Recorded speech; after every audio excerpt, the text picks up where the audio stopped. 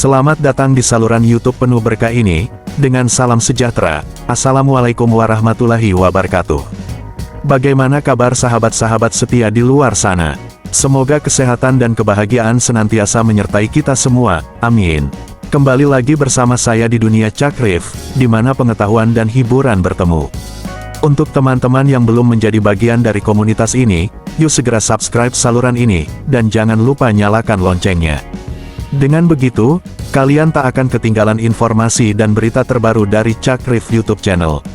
Sekarang, mari kita berkelana bersama dalam berita tentang dinamika Ahmad Dhani yang selalu jadi sorotan. Bersiaplah untuk pengalaman yang tak terlupakan.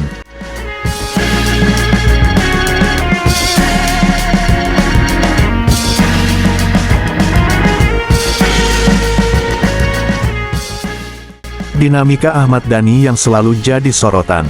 Seperti dikutip dari detik.com, Dhani Ahmad Prasetyo, SH atau lebih dikenal dengan nama Ahmad Dhani lahir pada tanggal 26 Mei tahun 1972 adalah salah satu musisi ternama di Indonesia. Namanya terkenal karena karirnya sebagai musisi, tapi selain musisi, Ahmad Dhani juga berkarir sebagai pengusaha di Indonesia. Dengan kontroversinya yang sering menghebohkan publik, Ahmad Dhani terkenal sebagai sosok yang sering memberikan pro dan kontra dari karyanya ataupun saat berada di dunia politik. Pria yang sering dipanggil Dhani, resmi terjun ke dunia politik pada tanggal 18 September tahun 2016. Dhani mendeklarasikan kepada publik sebagai calon wakil Bupati Bekasi berdampingan bersama Sadudin. Saya Ahmad Dhani mulai hari ini resmi masuk ke dunia politik. Dikarenakan telah dilamar oleh Ustadz Sadudin, jadi saya sah jadi politisi karena dilamar oleh beliau. Selayaknya wanita yang dilamar, saya akan terus menjaga harkat dan martabat pemimpin saya, kata Dhani di Hotel Home, Tambun, Bekasi, tanggal 18 September tahun 2016. Sayangnya, Sadudin dan Ahmad Dhani kalah saat pemilihan Bupati Bekasi. Pertamanya Pak Prabowo bicara apa nggak terlalu kecil buat kamu gitu, katanya Pak Prabowo kan. Presiden Republik Cinta kok. Iya. Milih Bekasi. Wakil lagi ya kan. Wakil lagi. Pak Prabowo sempat ngomong gitu sebenarnya. Apa jawaban Dhani? Jawaban saya, ya saya kan belum punya pengalaman sama sekali dalam dunia birokrat ya. Saya rasa menjadi wakil bupati itu adalah langkah yang proporsional buat saya. Oke. Tidak terlalu berat, juga tidak terlalu ya pas lah gitu buat menurut saya gitu ya. Ya, kemudian ini mengerucut pada Ya jadi gini, menuju ke Bekasi begitu ya. jadi intinya gini, saya berusaha untuk mencatatkan diri saya dalam sejarah bahwa saya tidak pernah minta jabatan. Gitu. Jadi saya berusaha seperti itu gitu kan. Waktu di DKI pun juga yang minta kan PKB Jakarta. Sekarang pun juga yang minta PKS. Jadi ini clear ya, bahwa Anda bukan yang mengaju-ngajukan diri begitu. Benar, ya. jadi saya selama ini partai yang mendekati Anda untuk jadi kader Ya, didukung. saya tidak pernah mau berusaha mati-matian tidak mau mencatatkan sejarah saya itu meminta jabatan. Tapi kalau dikasih kesempatan untuk saya terima. bermain di arena politik. Ya gitu. sama kalau dalam dunia premanisme itu kita nggak pernah ngejual, tapi kalau kita jual kita beli. Di tahun yang sama tanggal 4 November tahun 2016, terjadi kasus penistaan agama yang dilakukan oleh Gubernur DKI Jakarta Basuki Cahayapurnama Ahok. Dhani ikut turun ke jalan untuk memprotes penistaan agama. Ia merasa bahwa demo ini harus diikuti banyak orang termasuk para artis. Di sini saya mengimbau kepada artis-artis yang selama ini Islami, artis-artis yang selama ini menyanyikan lagu religius dan yang selama ini menikmati rezeki dari Islam, harusnya tanggal 4 ikut demo, kata Dhani dalam jumpa pers di kediamannya, Jalan Pondok Pinang, Kebayoran Lama, Jakarta Selatan tanggal 3 November tahun 2016. Malamnya, Dhani bersama para tokoh politik lainnya ditangkap polisi di Hotel Sari Pan Pasifik, Jakarta. Penangkapan itu dikarenakan adanya dugaan upaya makar, pelanggaran Undang-Undang ITE, dan penghinaan terhadap pemerintah.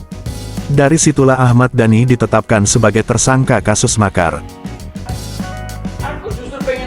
Sebelum menangkap Sekjen FUI Muhammad Al-Khattab dengan tuduhan pemufakatan makar, polisi pada Desember lalu juga pernah menangkap 10 orang yang disangka akan melakukan makar dan penghasutan.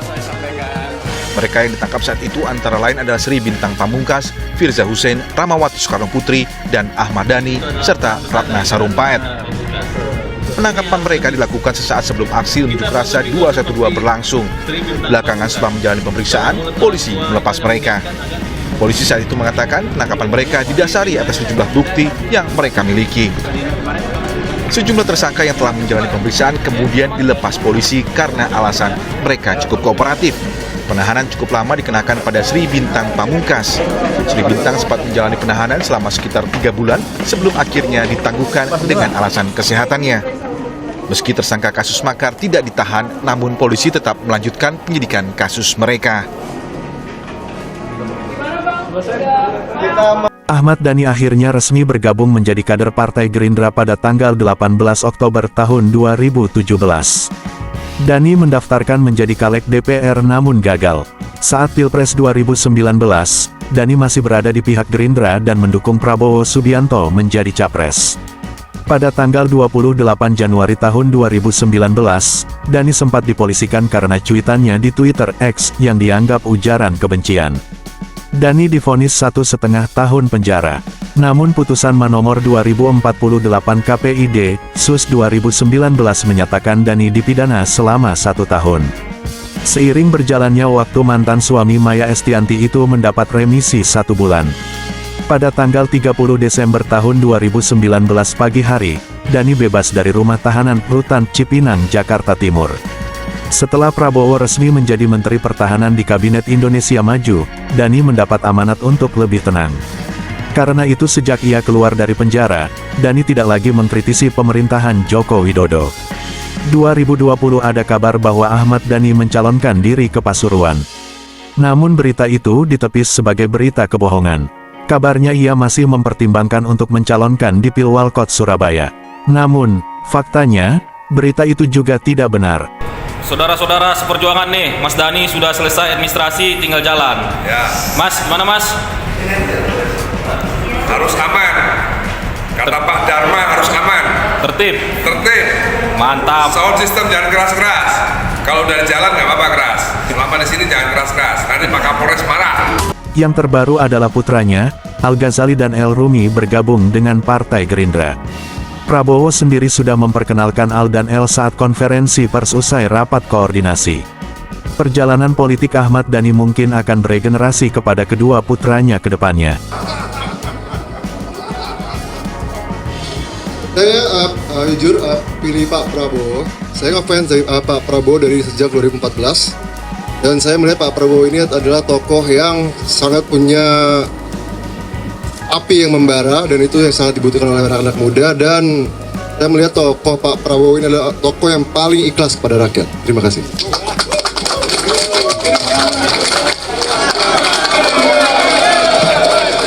Terima kasih telah menikmati berita tentang dinamika Ahmad Dhani yang selalu jadi sorotan.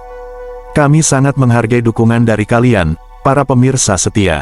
Jangan lupa untuk memberikan like, subscribe, dan berbagi video ini agar lebih banyak orang dapat menikmati konten yang bermanfaat dari Cakrif YouTube channel. Wassalamualaikum warahmatullahi wabarakatuh, dan sampai jumpa di video kami selanjutnya.